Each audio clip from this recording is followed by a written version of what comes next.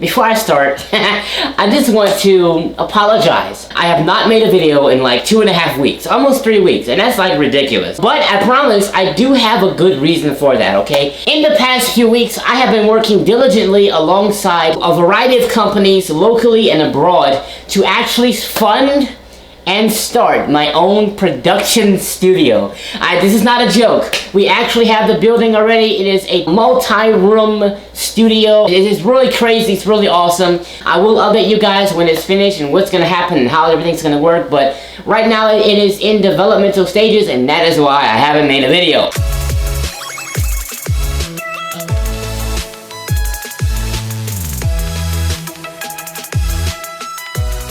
What's up, Alfonso Nation? It is Alfonso Peterman here today, and welcome to another episode of my approaching TF5 series.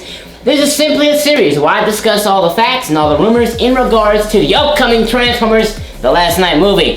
This is episode number 37, and today, I'm here today to discuss a very important thing, and that is Optimus Prime. We've all seen Optimus Prime throw Bumblebee down to the ground. Nobody was expecting that. Nobody was ready for that. It really shocked the entire Transformers community.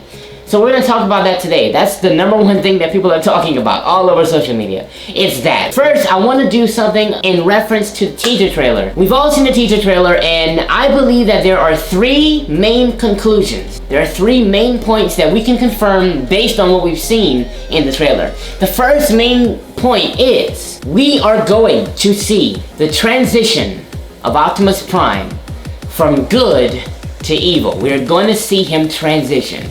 We're going to see him good at one point, and then we're going to see him evil. But we're going to see what happens. We're going to see that transition. And how do I know that? It is proven in the trailer because we see him with the blue eyes, with Energon running through his veins, signifying that he is Autobot Optimus Prime, as we all know and love. And then we see him again fighting Bumblebee with purple eyes, signifying that there's another source of Energon running through his veins. An evil Optimus Prime. So that one thing we can conclude from the trailer. The second thing we can conclude from the trailer is that Optimus Prime will serve as a villain in this movie. It's going to be a major change because we're used to seeing him as an Autobot, but we're going to see him as more like a Decepticon, more of a villain, an evil character in this movie. And how do I know that? Because we see him fighting against the Autobot that we all know and love, Bumblebee. We see him fighting an Autobot. The Autobot that's supposed to be fighting alongside him is now fighting against him, so we know that he's going to serve as a bad guy. He's going to be a very powerful villain in this movie. So that we can also conclude. Another thing we can conclude, which is the third thing, is that Optimus Prime will die at some point in the film. He's going to die. That can be concluded. How do we know? We see him dead in the cosmos, and we hear Anthony Hopkins narrating saying Optimus Prime has left us. So those three things we can absolutely confirm about the movie based on what we've seen in the trailer. Now, one thing needs to be made clear. I need you to get this. Is that the Transformer that you see fighting Bumblebee at the end of the teaser is not Nemesis Prime. It's just not. I mean, I don't have a nicer way to put it. That also can be concluded. I wanted to get rid of that rumor because I've been hearing some people say it's Nemesis Prime and not Optimus himself. That's not Nemesis Prime. How do I know that? It's because of what he said. He said 2 words. Forgive me. And those 2 words are very, very important. They're more important than you think. It's not just because he's fighting Bumblebee. Think about it. Why would Nemesis Prime ask Bumblebee for forgiveness? I mean, if you're a Decepticon, you're not going to ask an Autobot for forgiveness when you're destroying him. I'm sorry, forgive me, I'm gonna like shoot you and maybe kill you or whatever. No Decepticon does that. Not Nemesis Prime, not at all. It is Optimus Prime in the flesh, or in the metal, or in this, whatever, in the presence. It is Optimus Prime himself. Now, why, Michael Bay, is Optimus Prime evil? I need to know. Why is he evil? Now, there are 2 main theories as to why Optimus Prime turns evil. What happens to him? Okay, we have established that it is Optimus, it's not Nemesis, but what happened to Optimus? Why is he evil? Why is Optimus fighting the Autobots? There's 2 main theories. The first theory is that when Optimus Prime is out in the cosmos, out in the universe, searching for the creators, he doesn't find the creators. He finds Unicron, which is the Cybertronian planet. And Unicron infects him with his blood, which is dark Energon. That's one theory, that Unicron and Optimus Prime has this confrontation, and Unicron just infects him, and Optimus Prime becomes evil. That's one theory. I don't know about that, because it really doesn't make sense to me, because, I mean, if he infects him, it wouldn't kill him, it would just turn him evil. I mean, or maybe he kills him and then infects him. I don't know. To me, that theory is a little far-fetched. That's just me, but maybe you guys might believe in it. I just think it's a little, like, out there. It doesn't fit with what we've seen so far. It doesn't fit with that, but that's one theory. The second theory is that Optimus Prime actually finds the creators. So his adventure to search for the creators was successful. He finds them, they kill him, which is why he was floating in the cosmos. But Decepticons find him and resurrect him with the blood of Unicron, so with Dark Energon. That's apparently what brings him back.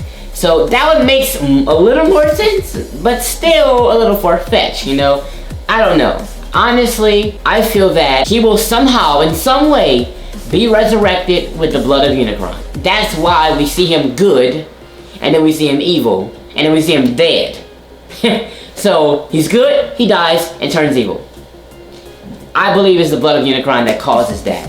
So, that's very, very interesting. Now, I've done some research on this entire thing, and one of the guys that's working on this movie, which is Lorenzo di Bonaventura, he made a very interesting statement, and I'm gonna read this quote from him, and I'm gonna just let you guys think. Just think about it. Think about what he says. Pay close attention to the specific words he uses. Here we go. He said, and I quote, "The movie will explore how the mythology of how the Transformers were created. Where did it start? Where did they go from being sort of a slave race into a sentient race? We're delving into that aspect of the mythology." So the characters that are involved in there are Megatron before he's Megatron, Optimus before he's Optimus, the Librarian, the Quintessence, or the Quintessence, whatever, however you say it. There's a whole group of things that have to do with how, in a sense, the Transformers were birthed, and also with how they were divided. What brought up the division, and what were the jealousies involved. So, based on what he said, it seems as if this movie is going to expound on the idea of the origin of Transformers. So it's going to give you a really good history of the Autobots and Decepticons alike. It's going to give you a solid foundation for you to utilize to understand the struggle that is happening. Why are the Autobots fighting the Decepticons? Why are they called Autobots and Decepticons? Where did they come from? Who were they before? Why are they against Earth? Remember, Anthony Hopkins said it. He said, 100 billion trillion planets in the cosmos. And he said, you want to know, don't you? Why they keep coming here? That's also very interesting. He said, out of all the 100 billion and trillion planets, there's so many planets that the Decepticons can use to live on. But they keep coming here. They keep coming to Earth. Why? For what? You know, what are they looking for? What is so special about Earth? I love this, man. I love this. What is so special about Earth that brings them here all the time? And I believe it is what we don't know yet, what we're gonna see in the movie, which is a Cybertronian Decepticon. Bear with me. Because there was a scene in the trailer where you saw the submarines in the water going underground. Like going at the base of the ocean.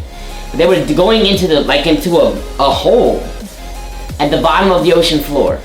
But it was Cybertronian. It wasn't like, you know, ancient earthly structure. It was Cybertronian. So that leads me to believe that there may be, not a relic, no, not a relic. That may be a living, breathing, sentient Decepticon. Unicron, maybe? Because I know in Transformers Prime, Unicron was at the center of the Earth. I don't think it's Unicron, though. Could be Trypticon.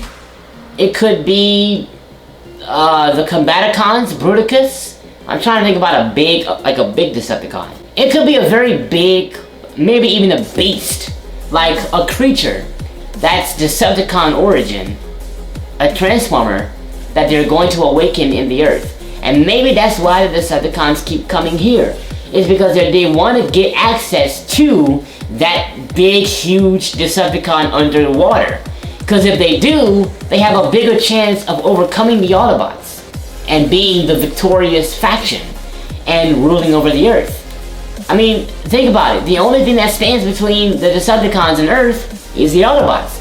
So they can get that big, huge thing to come out of the Earth and come out of the water and vaporize the Autobots. They have free access to dominate the world as we know it. So I feel that's pretty interesting. I think that's maybe what they're looking for. It may not be just a relic. The relic might have a part in it. The Excalibur and the Stonehenge Space Bridge thing, portal, whatever. It's gonna have a part in it, but that's not what we're gonna be fighting for. They might be fighting for that beast, that huge thing on the ground, whatever it is. Freaking Trypticon or freaking Predator King or something. Whatever it is, they could be fighting for it. So one thing we can conclude is that we're gonna have way more CGI Cybertronian action in this movie than any other movie in the entire franchise. How do I know that? Because we're gonna have a good, solid foundation based on what he said of the history of the Transformers, of the war. How did the war start? Where did Optimus go? Who was he? And now one thing he also said is the librarian. He said librarian. Now we know that Alpha Trion is a master archivist in the library, in the Hall of Records of Iacon. He's known for being some sort of a librarian. I know Optimus Prime used to be a librarian, Orion Pax, but he didn't say Optimus and the librarian together. He said it like as it was two separate things. Optimus before he's Optimus, and the librarian, you see? So he said two different things. It could be Alpha Trion, so there is a possibility that we'll see Alpha Trion. Dude, there's so much. There's Nazis, there's Decepticons, there's Combaticons, there's Onslaught, there's Barricade. Oh my god, there's the TRF, there's, oh my good, Dinobots, oh my god. Optimus is evil. I'm having a meltdown, y'all. Optimus is evil. Freaking Megatron, oh my god. This movie is gonna be filled. I mean, Michael Bay is just like packing it with a bunch of stuff. It's gonna be intense. So that this is what's happening though. I mean, the librarian could definitely be Alpha Trion. And I'm gonna stick to that. Another thing we can conclude from Transformers the Last Night, from the trailer and from what Lorenzo said, is that Transformers the Last Night, and this is just me. This is me saying this, and I truly believe this. Transformers the Last Night will be a stand-alone film. Why do I say that? Because if you're somebody who has no idea what Transformers is about, you can watch this and say, oh, I get it. Why? Because you see the origin. They're gonna lay out the foundation. They're gonna give the history. So you have the history, and then you have it leading up to this day. So you understand why they're fighting, why they're called what they're called. You know, what roles they have. You'll understand that because of the foundation it lays. So I believe because of that, it's gonna be a standalone film. Another thing we can conclude from Lorenzo's statement is that we will see a Cybertronian ancient war.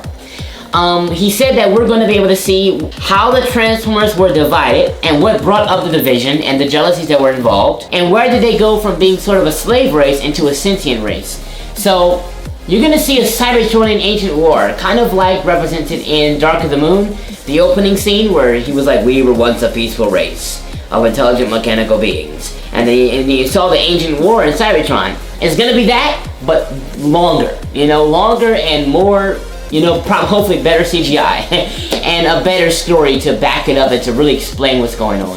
So it's kind of going to expound on that. And the last thing that we can conclude from Lorenzo's statement is that we will see a different perspective of the Transformers. We're going to see the personal reasons on why they fight. You know, in the past movies we saw them as, or we viewed them as, the protectors or the destroyers, the aliens. But in this one, it's gonna dive into like a personal aspect. You're gonna understand on the personal level why they're fighting. Why are they so upset? Why do they hate each other? What is their goal? what caused them to divide? Like, it's gonna be a very personal point of view in terms of the Transformers. So that's gonna be cool. So we're not gonna just see them as robotic beings that are on Earth invading our space. We're gonna see them as robots who are just trying to live and be peaceful and be happy, but they have to fight against their brothers who turned against them because they wanted to rule and they didn't let them rule. So it's going to be nuts, like this movie. And that's another thing I wanted to bring up, guys. I feel as if, and I'm making this statement and I'm probably wrong, I'm probably so wrong, but I'm gonna just say it. I believe that this is Optimus Prime's last film. I believe it's the film where he permanently dies, and I believe the writers have a really good avenue and excuse to do it. Think about it. There's this general thing going around. I mean, any movie you watch these days, there's a happy ending. You know, there's like, it starts off pretty easy, then there's a problem, and then there's like a battle or some type of thing to solve the problem, and then a happy ending. That's the framework of a good movie. So, if it starts off cool, Optimus Prime is chilling, and then it becomes evil, and then there's all this other stuff with the Nazis and Excalibur, that's all the problem, then there's a major battle to solve the problem. But if Optimus Prime is evil, he's gonna be considered like a Decepticon. Decepticons die. And that's how you have a happy ending, because the evil is dead. So it's a possibility that the evil Optimus Prime will be destroyed by probably Megatron, because Megatron's like the only one that can like kill him, or probably by the guy that comes out of the water, whoever the big Decepticon is. He might kill him. Or maybe the Quintessence might finish him off. Whatever happens, I'm telling you. But if Optimus Prime is a villain in this one, he's gonna be killed. And I don't think he's gonna come back. I truly feel that way. And I mean, it hurts me to say that because I love Optimus. I really hate to say that, because oh man, I love Optimus Prime, y'all. That's my favorite character. Just the idea that he's gonna be evil it really upsets me. It really makes me like sad, because I don't like him that way. I want him to be the valiant leader that we all know and love. But there's gonna be a twist, and if he's the evil character, I fear that the ultimate ending is gonna result in his death. And of course, that's gonna call for a Bumblebee spinoff, because Bumblebee's the most qualified guy to lead the Autobots. Maybe Bumblebee may kill him. You know, and because Bumblebee was strong enough to kill him, he was now the leader of the Autobots. You were strong enough to kill the current leader, so now you're the leader. I don't know what's gonna happen, but I feel that this is Optimus Prime's last film. I hope I'm wrong. And I truly hope I am wrong. But I have a real gut feeling that Optimus Prime, because he's the evil guy, he's gonna be knocked off. I don't know where we're gonna go from here if that does happen. I don't know where the trilogy is gonna go. I believe that if that does happen, the trilogy's pretty much over. Even though there's more movies, the trilogy's over. I mean, Optimus Prime is the main guy, man. I don't know, but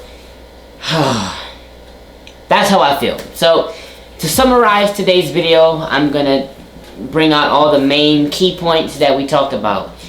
Number one point is that Optimus Prime will be a powerful villain, but he's not going to be the largest villain. The largest villain may be the Decepticon that comes out the water, or the creators, or Trypticon, or Bruticus, or whatever, Predaking, the dragon, I don't know. But he's not going to be the biggest villain. He's going to be a powerful villain, but not the biggest one. Second, Bumblebee will live on. He's going to live to feature in the spin-off, okay? So he's not going to be killed. The writers are not going to do that to you guys. The writers are very smart, and Bumblebee is also very smart as a character. He's going to live on.